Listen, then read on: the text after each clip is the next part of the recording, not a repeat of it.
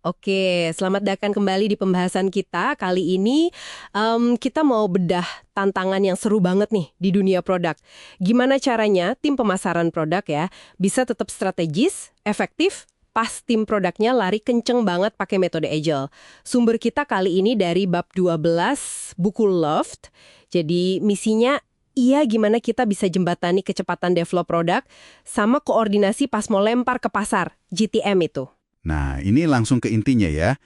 Era agile ini kan artinya rilis fitur atau produk baru tuh bisa sering banget. Tiap sprint bisa ada yang baru. Buat inovasi sih bagus ya, cepat. Tapi, wah, ini bisa jadi mimpi buruk koordinasi buat tim go-to-market atau GTM. Tim GTM ini kan yang bawa produk ke pasar ya. Marketing, sales, support, semua di situ. Kalau nggak diatur, bisa kacau.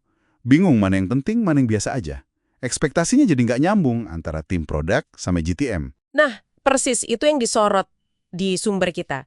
Jadi, tim produk itu kan siklus sprintnya pendek ya, mungkin 2 mingguan gitu.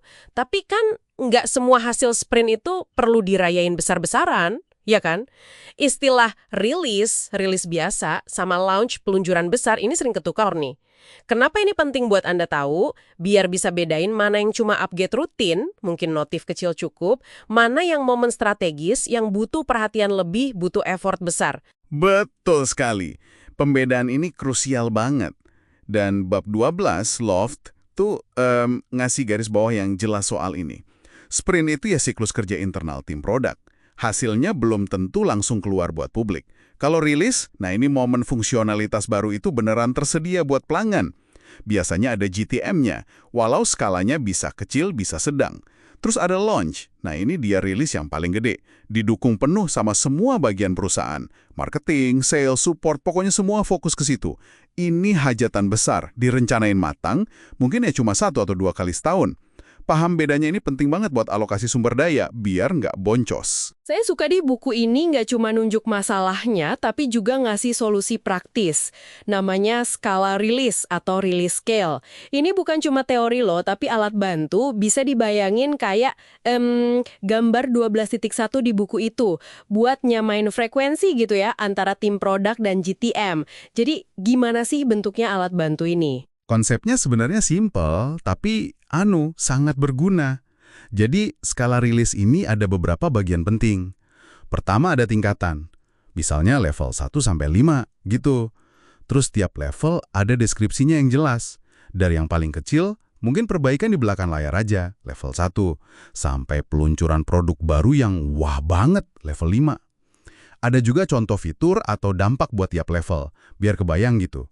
Nah, yang penting banget, skala ini juga kasih pemetaan aktivitas GTM dan sumber daya yang biasanya perlu di tiap level. Misalnya level 1 ya cukup notif di app mungkin, tapi level 5, wah itu butuh kampanye gede, event, dukungan sales penuh, macam-macam. Dan ini nih bagian yang super krusial dan sering banget kelewat. Estimasi lead time. Waktu persiapan GTM buat tiap level. Bikin materi marketing, nunggu review legal, siapin tim sales, pitching ke media. Itu semua kan perlu waktu ya. Kadang bisa mingguan, bahkan bulanan buat level tinggi. Nggak bisa dadakan pokoknya. Wah, jadi ini kayak semacam kamus bersama gitu ya, buat tim produk dan GTM. Biar ngomongnya nyambung, manfaatnya kerasa banget pasti. Gak ada lagi asumsi beda-beda. Pertanyaan kayak, fitur X ini level berapa nih? 2 apa 3? Jadi ada dasarnya. Udah jelas juga konsekuensi sumber daya dan waktu persiapannya. Buku ini juga menekankan pentingnya merencanakan 1-2 launch besar yang level 5 itu tiap tahun. Biar perusahaan kelihatan gerak terus, gak diem aja di pasar. Persis. Jadi fondasi komunikasi yang lebih sehat lah. Dan kalau ditarik lagi, struktur skala rilis ini bantu banget buat nyelarasin OKR, Objective and Key Results, ya, target-target terukur tim. Jadi OKR pemasaran produk bisa nyambung sama OKR tim lain, kayak produk, sales, marketing, dan juga tujuan besar perusahaan. Di bab 12 itu ada contoh OKR pemasaran produk yang relevan, kayak bantu tim sales menang 50% deal kompetitif, atau luncurkan produk buat naikin brand awareness 10%. Nah, skala rilis ini memastikan aktivitas GTM-nya tuh beneran fokus buat capai hasil kayak gitu. Oke, jadi kalau kita rangkum nih ya, di dunia agile yang serba cepat ini, kunci utamanya itu komunikasi yang terstruktur dan ekspektasi yang sama. Alat kayak skala rilis dari buku Love, ini contoh bagus banget gimana caranya pemasaran produk dan tim GTM lainnya bisa tetap strategis tanpa ngerem laju inovasi produk. Jadi apa artinya ini semua buat Anda yang dengerin? Nah, ini mungkin jadi satu pemikiran penutup ya buat Anda bawa pulang.